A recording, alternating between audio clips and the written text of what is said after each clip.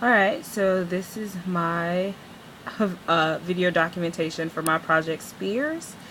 And as you can see, there's some cool stuff going on. Spears is basically an audio interactive piece where 3D objects are generated and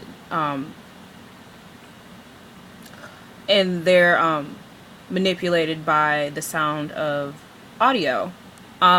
The texture is coming from a live feed webcam, which is right there, and it's displayed on the Spears. And as you talk, the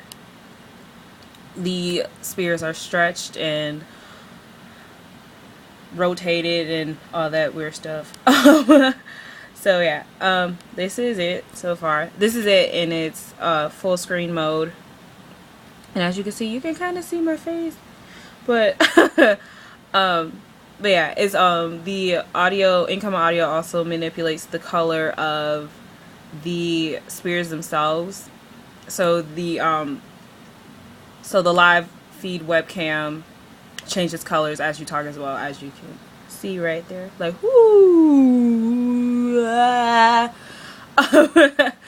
So that's it in full screen mode, and then here is my patcher. I have my little little setup, which is basically sending all the information to this render window over here.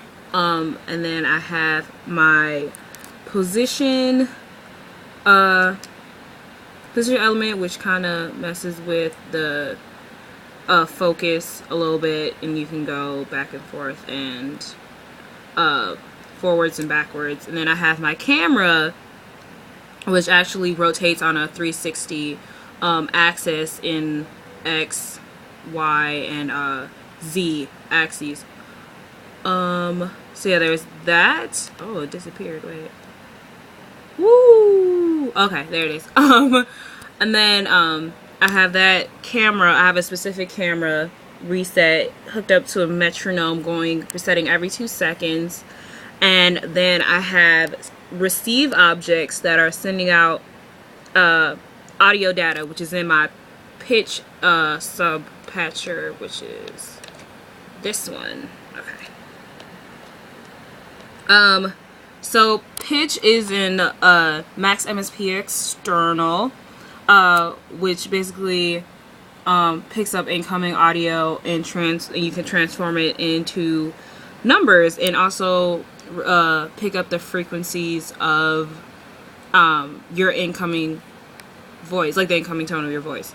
So I hooked up an audio meter to the pitch, and I have that scaled into numbers,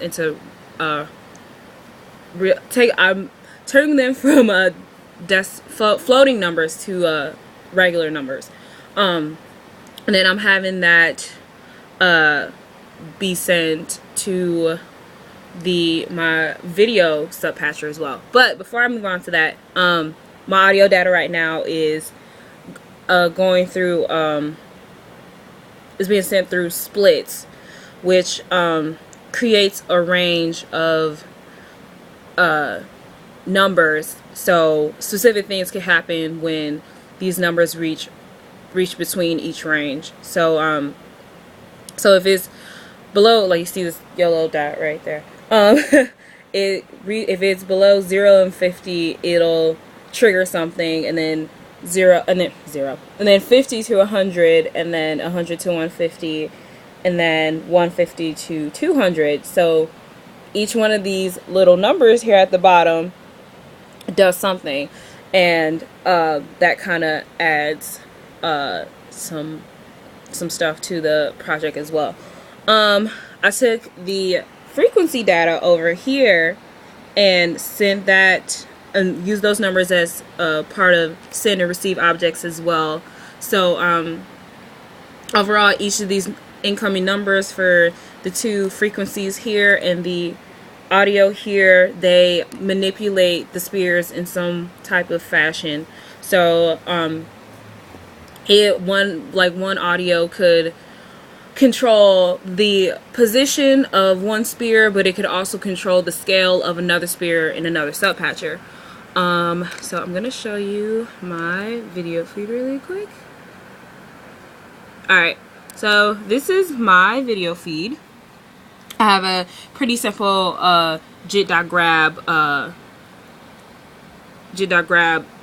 patcher setup with the open and close, which controls my webcam, the rate of frames per second, which is right now set at 0.5, and then that has been inverted so it can show up better on the spheres. And then I have that newsfeed going through a RGB color changer. So that's this over here, and they're set up with gates. So that's where that splitter on the pitch subpatcher comes in. When you reach a certain range, that triggers one of the gates right here, which manipulates one of the RGB channels down here. So the first number is for the red channel, the second number is for green, and the third one is for blue. And then that's sent into a pack object, and those three numbers are combined as one message, and it's sent to the feed, which is making it twitch and change different colors and look all cool. Yep, that is basically it. Yep, that's my project in like under 7 minutes, which seems kind of long, but whatever. So yeah, so thanks for watching. Bye, and happy holidays.